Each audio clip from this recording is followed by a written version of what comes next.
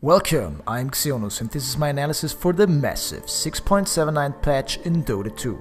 This is one of the biggest patches in Dota 2 history and the first one to deploy to the Dota 2 client before the Warcraft 3 map. It introduces an insane amount of balance changes to nearly all heroes, which will have a drastic impact on how we and the pro scene will play the game.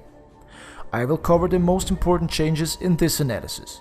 If you want to know all the changes, head over to the development blog of Dota 2. Starting off with general changes, we see that the buyback mechanism has been overhauled. If you now buy back, you cannot gain unreliable gold until your total respawn time has finished. In addition, when you buy back, 25% of the remaining spawn time will be added to your next death, which imposes an overall stronger penalty on hero deaths. There have been several buffs applied to the offlane experience gain and creep compositions. Creeps now meet a bit closer to the tower in your offlane, which will help offlane heroes to gain more experience and gold. There have also been massive changes to the neutral creep camps and experience mechanisms. Non-ancient neutrals now split XP with all heroes in the area of effect. Before, the experience would only go to the team that killed them. The neutral camp locations in the jungle have been changed. The medium pullable neutral camp has been swapped with the small camp. This will result in less pull experience and gold for both teams, as well as the pull timing in these lanes.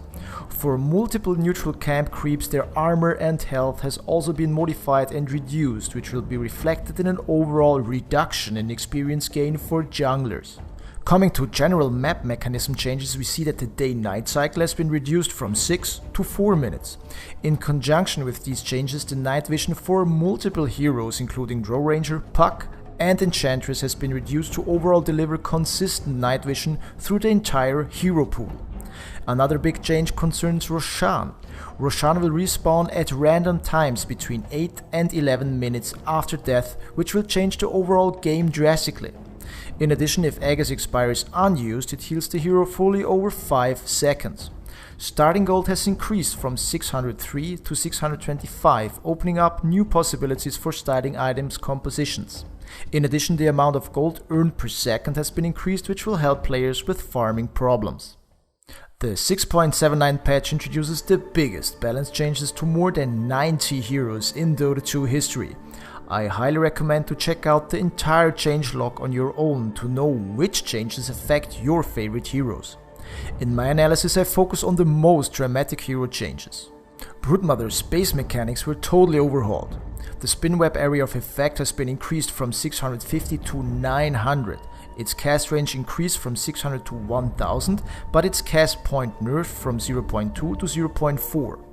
In addition, Spin Web no longer destroys trees, and the most drastic change, Broodmother now has completely unobstructed movement when under the web, meaning she can walk over cliffs, trees and anything she wants, but the previous buffer time was removed when leaving the Spin Web, meaning you now lose immediately all Spin Web bonuses.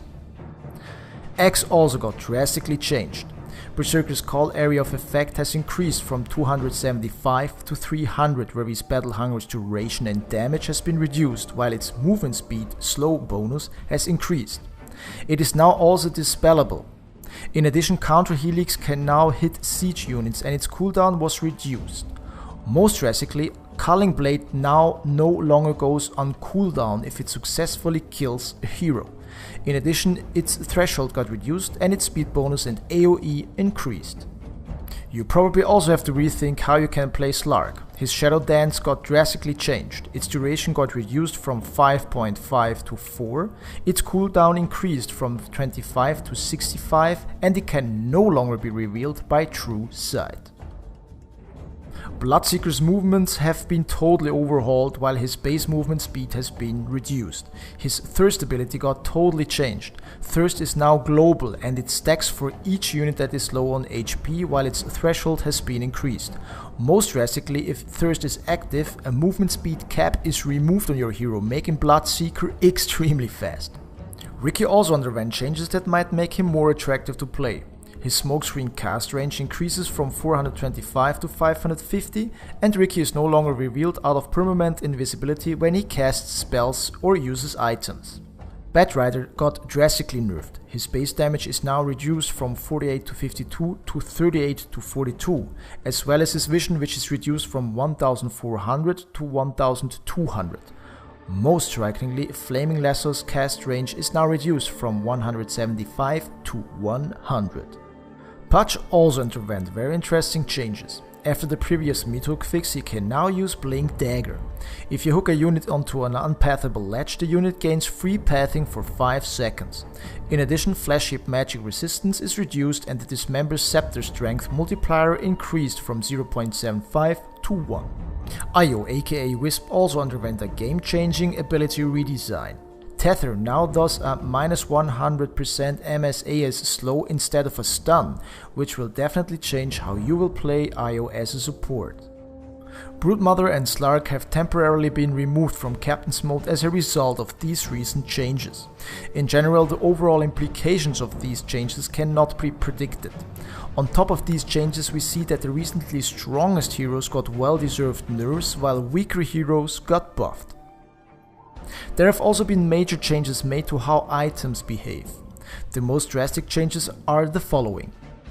Our beloved Animal Courier got buffed, increasing his base movement speed and health, but a Flying Courier cannot be purchased until 3 minutes after creeps spawn.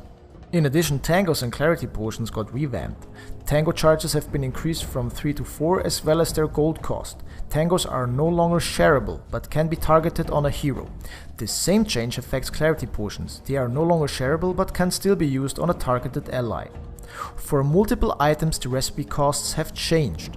The Black King bar recipe cost was now increased from 1300 to 1375, as well as the bottle's base cost, which was also increased from 600 to 650. Coming to boots, we see nearly all of them have changed attributes. Arcane Boots' movement speed bonus is reduced from 60 to 55, and Power Tread's movement speed bonus got reduced from 55 to 50. In addition, Tranquil Boots got totally overhauled with major buffs. In addition, Observer Wards now last an additional minute but grant a 50 gold bounty. The overall changes to the heroes and items are of a major magnitude, and nobody can say which implications these changes might have for future play. It will be very interesting to see how the pro scene will bring the game to the next level in the upcoming weeks. Coming to cosmetic items, we see that multiple unreleased item sets have made it to the client. They include a set for Anti-Mage, Bloodseeker, Broodmother, Invoker, Juggernaut, Riki, Shadow Shaman and Silencer. In addition, the item drop list has been modified and the Hare Hunt set items have been added to the item drop pool. For more information about the patch, head over to Cyborg Matt's webpage and check out the development blog of Dota 2.